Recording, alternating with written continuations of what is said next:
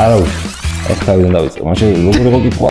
გამარჯობა, მე ვარ საბა ობოლაძე, სპორტის უნივერსიტეტის მენეჯმენტის მეორე კურსის სტუდენტი. ასევე ვარ წყალბურთის ასაკობრივის ნაკრების წევრი. როდის დაიწყო შენი გზა წყალბურთში და რა იყო შენი მთავარი мотиваცია? ჩემი გზა წყალბურთში 10 წლის ასაკში დაიწყო. მამაჩემ გამოიჩინა ინიციატივა, რომ წყალბურთით დავყავებულიყავი.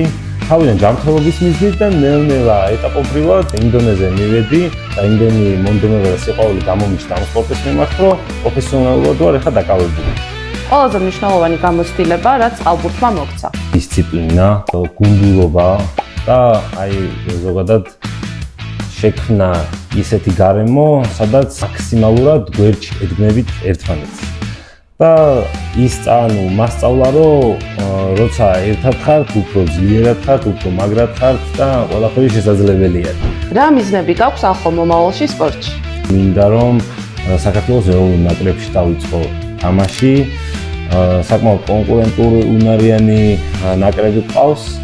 დიდი ბევრი დრო დამჭირდება, ნაბიჯები იქნება დასადგმელი. უფრო შორეული მიზანი მაქვს, რომ უნივერსიტეტის წყალობით მივიღო შესაბამისი განათლება და სპორტის მენეჯმენტის განხრით, რომელიმე კლუბში, გუნდში ან თუნდაც მწვრთნელად დავიწყო მუშაობა.